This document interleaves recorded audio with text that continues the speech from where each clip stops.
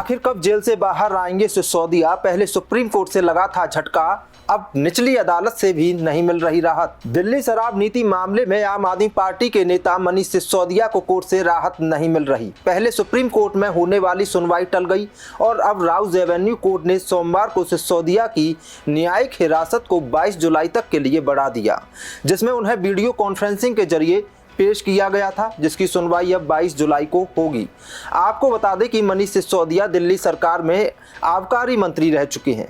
पिछले साल 26 फरवरी को सीबीआई ने उन्हें शराब नीति मामले में गिरफ्तार किया था, जिसके बाद 28 फरवरी को उन्होंने अपने पद से इस्तीफा दे दिया था। इसके बाद शराब नीति मामले में जुड़े मनी लॉन्ड्रिंग केस में प्रवर्तन निदेशालय ने उन्हें मार्च 2023 में गिरफ्तार कर लिया। अब उनके खिलाफ ईडी और सीबीआई दोनों ही जांच एजेंसियों के केस चल रहे हैं। शराब नीति मामले में जमानत के लिए सिसोदिया कभी सुप्रीम कोर्ट का दरवाजा खटखटा रहे हैं तो कभी राउज एवेन्यू कोर्ट जा रहे हैं, मगर आम आदमी पार्टी के नेता को ना तो देश की शीर्ष अदालत से राहत मिल रही है और ना ही निचली अदालत से।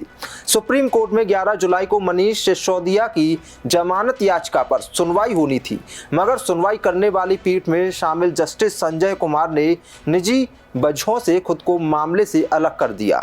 इस तरह उनका केस आगे बढ़ता ही जा रहा है और इससे मनीष सिसोदिया को राहत नहीं मिल रही है।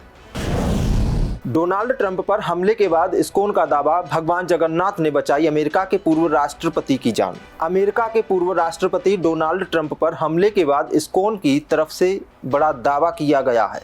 इस्कॉन मंदिर कोलकाता के उपाध्यक्ष राधा रमण दास ने कहा कि ट्रंप की जान भगवान जगन्नाथ ने बचाई है। दास ने एक्स पर लिखा कि ठीक 48 साल पहले डोनाल्ड ट्रंप ने जगन्नाथ रथ यात्रा उत्सव को बचाया था और अब उन्हीं की कृपा से ट्रंप की जान बची है। उन्होंने कहा, जब पूरी दुनिया जगन्नाथ रथ यात्रा उत्सव मना रही है, ऐसे में ट्रंप पर हमला किया गया। जगन्नाथ ने उन्हें बचाकर एहसान का बदला चुकाया। दास ने कहा कि जुलाई 1976 में डोनाल्ड ट्रंप ने रथों में निर्माण के लिए मुफ्त में अपना ट्रेन यार्ड देकर इस्कॉन भक्तों को रथ यात्रा आयोजित करने में मदद की थी। आज जब दुनिया 9 दिवसीय जगन्नाथ रथ यात्रा उत्सव मना रही है, उन पर यह हमला और उनका बाल बाल बचना जगन्नाथ के हस्तक्षेप को दर्शाता है। बता दें कि पेंसिल्वेनिया में एक चुनावी रैली में ट्रंप के ऊपर फायरिंग हुई थी। इस घटना में ट्रंप के कान में टच होकर गोली निकल गई थी।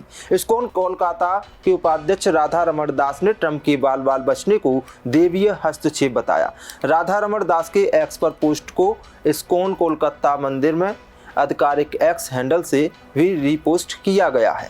दास ने कहा कि ब्रह्मांड की भगवान महाप्रभु जगन्नाथ की पहली रथ यात्रा 1976 में संयुक्त राज्य अमेरिका में डोनाल्ड ट्रंप की सहायता से शुरू हुई थी। करीब 48 साल पहले जब international society for Krishna consciousness ISKCON New York में रथ यात्रा निकालने वाली थी तो काफ़ी चुनौतियां थीं। तब डोनाल्ड ट्रंप ने 5th एवेन्यू का उपयोग करने की अनुमति थी, जो वास्तव में एक बड़ी बात है। मुस्लिम पर्सनल बोर्ड नेपाली किया प्रस्ताव, गुजारा भत्ते के सुप्रीम कोर्ट के फैसले पर सरकार और विपक्ष से बात करेगा। All India Muslim personal law board ने एक प्रस्ताव पास कर कहा कि मुस्लिम तलाकशुदा महिलाओं के भरण पोषण पर सुप्रीम कोर्ट का हालिया फैसला इस्लामिक कानून शरीयत के खिलाफ है। बोर्ड ने अपने अध्यक्ष से कहा कि वो सभी संभव उपाय करने के लिए अधिकृत हैं, जिसमें अदालत का फैसला वापस लेने का निर्णय भी शामिल है। बोर्ड के अध्यक्ष ने इस फैसले के संबंध में सरकार और विपक्षी दलों से नेताओं से बात करेंगे ताकि फैसला पलटने में मदद ली जा सके। इससे पहले बुधवार को सुप्रीम कोर्ट ने फैसला सुनाया था कि एक मुस्लिम महिला जिसे 3 तलाक कहकर अवैध रूप से तलाक दिया गया, सीआरपीसी की धारा 125 के तहत अपने पति से गुजारा भत्ता मांग सकती है और कहा कि किसी के व्यक्तिगत धार्मिक कानून की परवाह किए बिना धर्म तटस्थ प्रावधान सभी विवाहित महिलाओं पर लागू होता है। रविवार को दिल्ली में मुस्लिम पर्सनल लॉ बोर्ड की बैठक के दौरान बोर्ड की कार्यकारी समिति ने इस बात पर जोर दिया कि पैगंबर साहब ने उल्लेख किया था कि सभी संभावित कार्यों में से अल्लाह की दृष्टि से सबसे घृणित कार्य तलाक है, इसलिए विवाह संस्था की सुरक्षा हर हालत में की जानी चाहिए। बोर्ड ने एक बयान में कहा, तलाक को मानव जाति के लिए एक समाधान के रूप में तय किया गया था।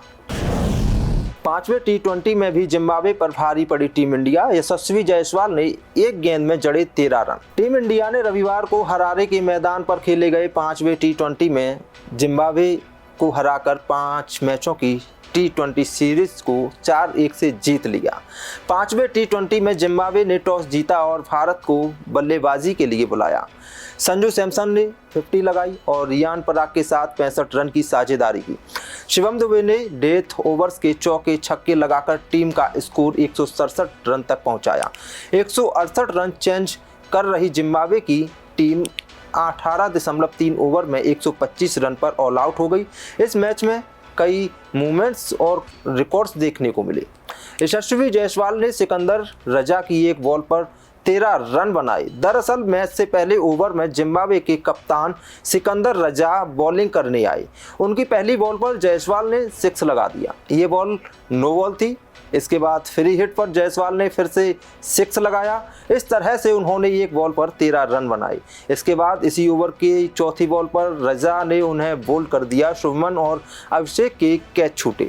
संजू सैमसन ने भी अपना दमखम दिखाते हुए 58 रनों की शानदार पारी खेली, जिसमें उन्होंने एक बॉल स्टेडियम बाहर भेज दी थी। इस भारतीय टीम ने मैच के साथ साथ सीरीज भी 4-1 से अपने नाम कर ली।